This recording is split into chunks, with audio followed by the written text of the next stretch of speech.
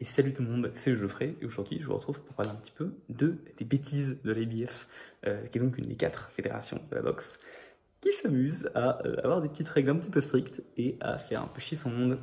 Donc puisque ça fait désormais 3 fois qu'on a vu des champions incontestés qui avaient donc réussi à enfin réunir les ceintures WBC, WBA, WBO et IBF, se faire destituer d'un de leurs titres. Donc c'est arrivé à Canelo récemment. Ils se font destituer d'un de leurs titres et ce titre c'est toujours l'IBF. C'est toujours eux qui font les malins, qui font voilà, qui on est là, on est présent, on fait pas comme tout le monde et on te destitue. Pourquoi Est-ce que c'est bien Est-ce que c'est pas bien Quelles sont ses répercussions? C'est à ces différentes réponses que je vais essayer de répondre, différentes questions que je vais essayer de répondre dans cette vidéo. Globalement, d'où ça vient, ces destitutions de l'IBF? Je pense que ça vient, du fait que l'IBF s'est fait choper à la fin des années 90 pour des pots de vin que versaient à l'IBF des promoteurs, des managers, dans le but de classer un petit peu mieux des boxeurs et dans le but de sanctionner des combats pour le titre IBF qui normalement ne devrait pas être sanctionné pour le titre.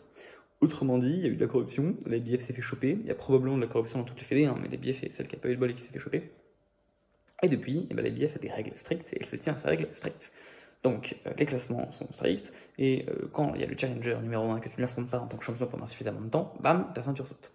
C'est clair, c'est carré. Sauf que du coup, récemment, ce qu'on a vu, c'est que malheureusement, on avait un champion IBF qui était champion depuis assez longtemps et qui n'a pas fait de défense depuis assez longtemps.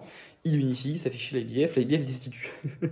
Et donc Crawford, à peine la ceinture récupérée, alors que Spence n'a pas fait de défense pendant 5 ans, boum, elle saute. Ça est arrivé la même chose avec Usyk. Et avec Canelo, il a eu le temps quand même de faire quelques défenses de titre sans prendre le mandatory de l'IBF avant que sa ceinture saute il n'y a pas longtemps. Et également, il y a celle de Petaya qui a sauté, je vais revenir sur tout ça. À chaque fois, dans quel contexte ça s'est passé? Est-ce que c'était bien pour la boxe? Vous avez après les raisons, des raisons, on applique bêtement le protocole. Maintenant, est-ce que c'est plutôt positif ou pas? Dans le cas de Crawford, donc c'était le champion incontesté des poids welter et qui a récupéré tout ça contre Errol Spence le 29 juillet dernier. Crawford qui combat à l'heure où je tourne cette vidéo très bientôt, j'ai hâte qu'il combatte. Je pense que je posterai ça d'ailleurs après son combat, donc j'espère qu'il a gagné. Sinon, tant pis, j'espère qu'il a gagné. Et donc à ce moment-là, Crawford perd son titre genre 3-4 mois après avoir unifié tout ça, parce qu'il a refusé de défendre contre Boots et Nice. Est-ce que c'était plutôt bien ou pas? Dans ma tête, oui, parce que Crawford a fait un truc un peu de bâtard en tenant en otage la catégorie des welter pendant 1 an. C'est-à-dire qu'il a récupéré tous les titres, c'est très bien. Maintenant, tu sais très bien que personne ne va vouloir s'affronter dans le top niveau, sauf si c'est contre toi. Pourquoi? Parce que je suis numéro 1, il y a le numéro 2, je ne vais pas affronter le numéro 2. Si je gagne, je reste numéro 1, je n'ai rien gagné. Si je perds tout. Moi, mon but, c'est d'affronter Crawford, d'avoir une chance pour le titre. Donc autant attendre que Crawford lâche les titres, et ensuite, je vais me mettre à affronter les gens qu'on me dira d'affronter pour choper les titres. Si je suis numéro 1, numéro 2, numéro 3, telle est ma stratégie. Exactement la stratégie qu'appliquait tout le monde, donc on s'est fait chier pendant 1 an en welter avec 0 combat intéressant, alors qu'il y avait des noms intéressants, il y avait Blitz, il y avait Barrios, il y avait même Suleiman Sissoko, il y avait Stan Yunis, plein de noms intéressants. Et justement, enfin, Crawford, ses ceintures commencent à lui être dérobées. Donc il a perdu la IBF, il a perdu la WBC, qui est désormais à Barrios, la IBF est à Boots, il a perdu la WBA Castagne-Nice. Enfin, un petit peu d'activité dans cette catégorie, qui va bientôt, j'espère, pouvoir renaître un petit peu. Pour moi ici, c'est donc un truc que Crawford fait qui est pas méga cool de garder les titres. Il aurait mieux fait de faire comme Devin Haney, qui a donc bien lâché tous ses titres avant d'aller affronter Régis Prograis. Donc lui, il était un contesté léger, il les a tous lâchés pour permettre à la catégorie de continuer d'exister pendant que lui allait chercher Régis Prograis. Et s'il perd, il perd, c'est pas grave, c'est la vie des boxeurs. Ce n'est pas ce que Crawford a fait et c'est pas bien, voilà, c'est pas bien. Bon, donc pour moi, destitution positive. Ok. Est-ce que c'est la seule destitution qu'on a eue? Non, on en a une qui passe un peu sous le radar, celle de Jai Opetaia. Celle-là, elle est ridicule aussi. Donc on a Jai Opetaia qui affronte Merit Vredis pour récupérer le titre IBF et The Ring de la catégorie des mi-lourds. Des lourds légers, pardon. C'est super, c'est Opetaia qui l'emporte. Suite à cela, une revanche est désirée par la IBF, parce que Vredis est toujours challenger numéro 1. Le truc, c'est que Vredis est blessé. Donc, en attendant, Opetaia fait des combats. Il en fait un, la IBF lui fait bon, allez, celui-là on te l'accorde, mais pas un autre. Et puis il lui propose un combat. Brady est toujours blessé, Opetaia dit qu'à ça ne tienne, je fais un deuxième combat, qui gagne, et à ce moment-là, la IBF fait ah non, c'est le combat trop, je te destitue. Qu'est-ce qu'on en pense? On pense que c'est con. On pense que c'est très très con. Parce qu'en attendant, Opetaia a toujours toutes les revendications pour être champion du monde. En attendant, le titre a été remis en jeu entre Brady et Opetaia lors de leur revanche. Opetaia a gagné, donc il est de nouveau champion, c'est génial. Voici le pire moyen de devenir double champion. Bon, plus comme ça, on lui a enlevé de défense du titre. Écoutez, telle est la vie d'Opetaia. Et puis surtout, c'est teubé parce que, en fait, Opetaia peut bien affronter Bredis, mais Bredis il est blessé. Et puis, vous n'avez quand même pas empêché un boxeur de gagner de la thune. C'est-à-dire que Kopetaya, son objectif dans la vie, quand même de combattre pour gagner de l'argent. C'est quand même comme ça qu'il remet la terre à l'abri, quoi. Donc je trouve ça un peu con de dire à un boxeur, on ne va pas te laisser gagner un salaire, parce que tu dois affronter un type qui est blessé, mais que tu veux affronter et que vous êtes ok pour vous affronter dès qu'il est plus blessé. Bref, c'est complètement con. Écoutez, c'est la BF. Dans tous les cas, il a été destitué. Finalement, il a récupéré son titre. Tout va bien dans le meilleur des mondes. Ça reste complètement con. Ok. Une deuxième destitution qu'il y a eu il n'y a pas longtemps, enfin une troisième du coup, c'est celle de Canelo Alvarez, qui a eu il n'y a pas longtemps du tout, parce qu'il voulait affronter, enfin l'IBF lui a dit d'affronter William Scully, qui est un nom pas connu, qui est apparemment le challenger numéro 1 des super moyens, qui est une catégorie la plus stack. On n'en a jamais entendu parler, mais il est challenger numéro 1. Bon, écoutez, les rankings de l'IBF.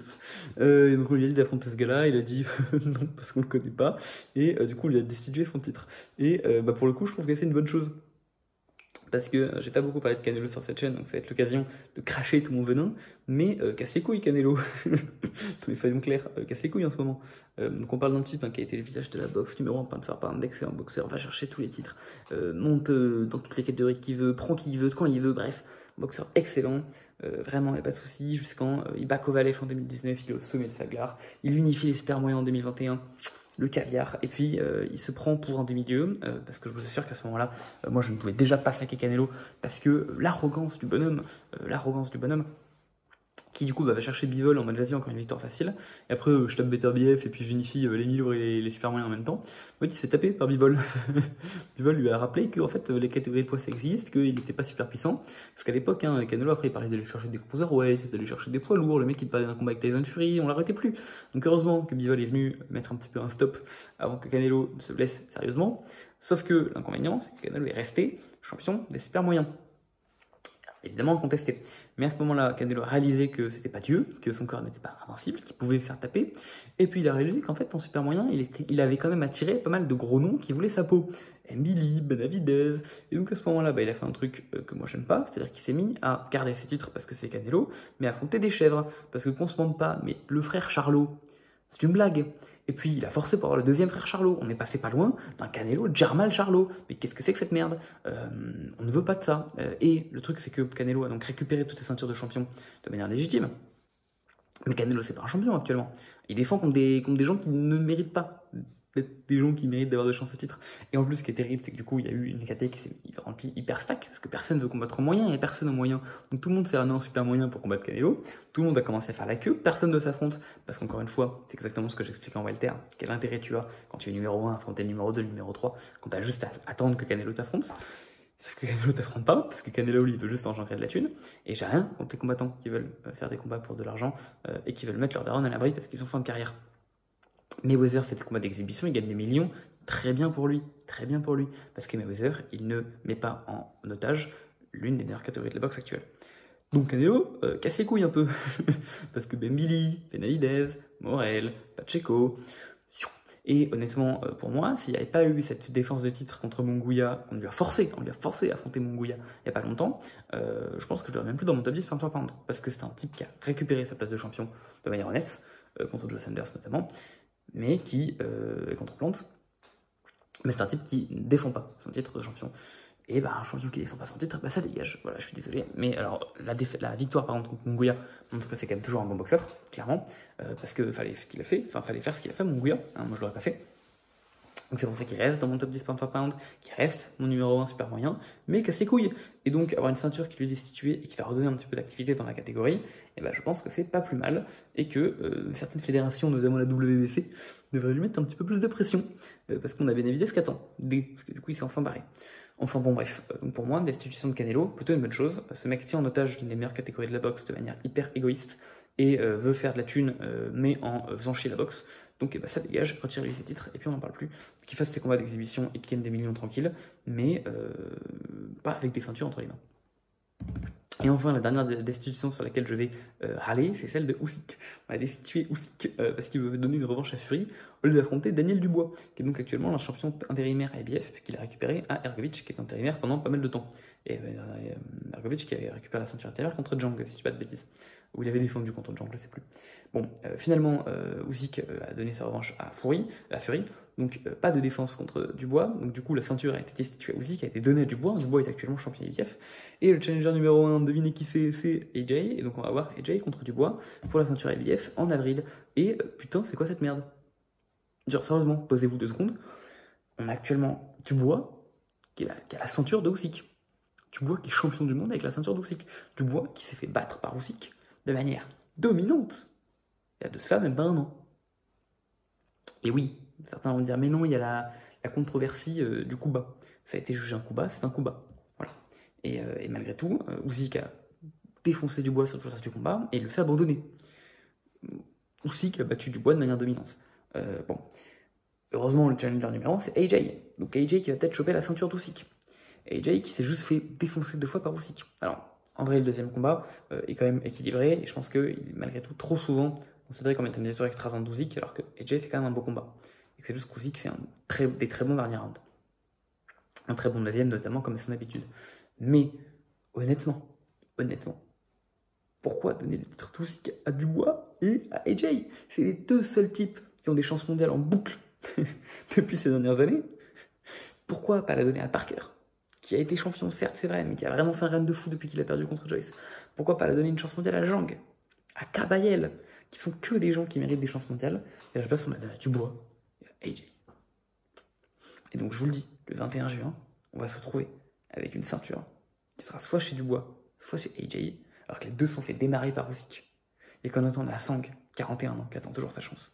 On a Joyce, 39 ans, qui l'a toujours attendu et qui ne l'aura pas. Et on a Kabayel, qui a fait des combats de fou et qui l'a pas. Voilà, moi ça me dégoûte, ça me déprime. Et quelle blague. Je vous le dis, ce champion est un champion de rien.